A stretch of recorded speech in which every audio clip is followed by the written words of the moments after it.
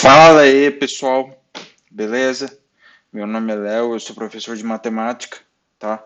E hoje eu vou estar gravando uma videoaula para vocês abordando a segunda parte do cálculo diferencial integral, tá? O que a gente vai fazer aqui hoje? Hoje a gente vai entender como que a gente calcula áreas de figuras que não são planas, né? A gente já sabe calcular áreas de figuras que são planas. Se eu falar, por exemplo, para você, bom, pessoal, eu quero que vocês calculem para mim a área desse retângulo. Bom, você sabe que é isso aqui, né? A área desse retângulo é igual a base vezes a altura.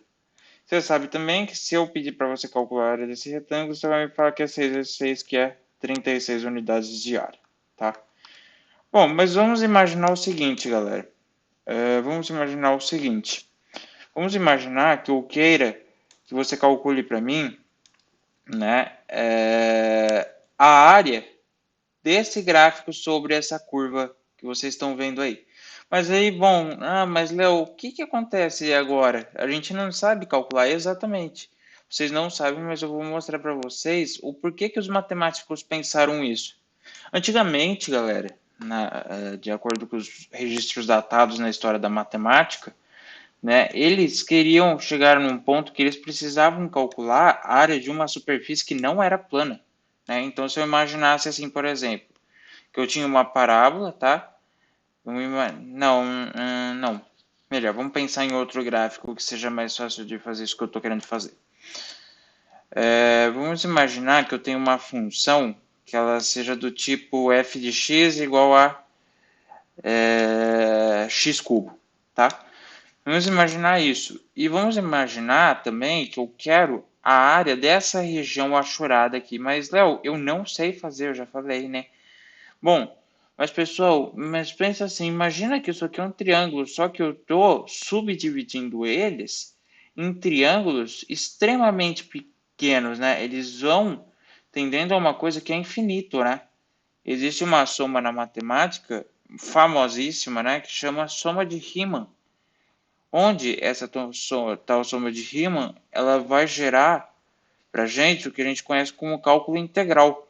E para que serve o cálculo integral, galera? Para a gente calcular como se aqui dentro, ó, eu estivesse pensando aqui, que eu tivesse infinitos retângulozinhos aqui dentro e falasse assim, bom, pessoal, eu quero calcular o valor desses infinitos retângulos, mas eu não sei, vamos imaginar, né, que eu comece aqui nesse ponto zero, né, e queira calcular essa tal área aqui, né?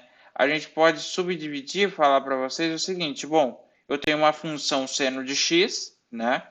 Para quem já concluiu o ensino médio, está fazendo ensino superior agora, ou está já dentro do novo sistema, né, do ensino médio novo, de acordo com a LDB, que são as diretrizes bases do Brasil, e a nossa BNCC, que é a Base Nacional Comum Curricular, né, ela diz que as coisas elas podem ser mudadas, né? Então vamos dizer que eu queira que vocês calculem para mim essa área. Só que, bom, Léo, beleza, se eu falasse assim, eu quero a área inteira, aí beleza.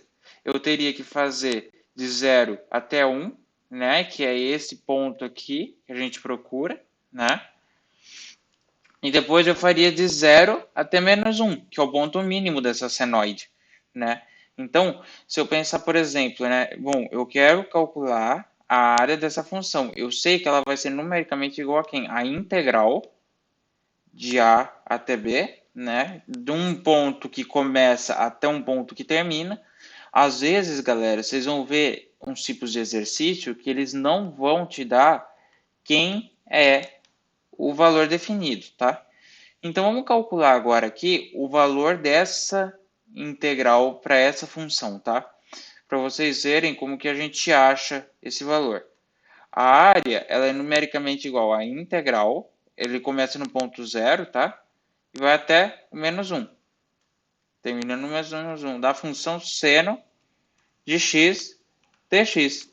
A gente sabe que a derivada de seno, de acordo com como foi pensado lá na primeira parte, né? A gente sabe que a derivada do seno, a derivada do seno, né? O v eu tenho seno, né, de x. E se eu for pensar na vielinha, eu tenho o cosseno de x, mas como a gente está falando em cálculo integral e são dois tipos de cálculos diferentes, a gente coloca o menos cosseno, né? Faz de x e faz ele variar entre 0 e menos 1. Se fosse uma integral definida, pronto. Era menos cosseno de x mais c, tá bom? Era o menos cosseno de x mais c. E daí, agora o que eu faço? Eu tiro o limite de cima menos o limite de baixo, usando o teorema fundamental do cálculo, né? Então eu faço menos o cosseno menos o cosseno de menos 1, né? Menos o cosseno de 0 grau. Vamos lembrar lá da trigonometria um pouquinho, ó. A área desse negócio tem que ser menos com menos mais, vai sobrar cosseno de 1, né, menos o cosseno de 0 grau. Agora a gente joga um pouco no círculo trigonométrico aqui, ó, matemática do ensino médio básica. Se você for pensar, aqui é o eixo dos senos e aqui é o eixo dos cossenos. Aqui vale 1, menos 1, menos 1 e 1. Que são os pontos que diria assim de máximo, né? Se eu falo assim, bom, o cosseno de 1, ele vai valer quanto? O próprio 1, porque ele está, né? Ele está ali em cima do, né? Na verdade, ele vai valer 2π, né? Porque ele está aqui em cima, né? A área, então, ela é numericamente igual a 2π, né? Menos o cosseno de zero. O cosseno de zero é 1, né? Então, a gente pode dizer, ó, que a área disso daqui é 2π menos 1 unidade de área. Então, o que o cálculo integral faz é fazer, né, essas somas minúsculas dentro de infinitos retângulozinhos que a gente conhece como soma de Riemann, que agora eu não lembro qual era a fórmula, se não colocava aqui para vocês verem, né? A gente somar esses infinitos retângulozinhos para poder dar a área, entendeu? Através do cálculo integral, isso. A gente resolvendo uma simplesinha integral, a gente consegue, tá bom? Bom, pessoal, obrigado, tá? Se gostaram, deixa o like aqui embaixo e até uma próxima.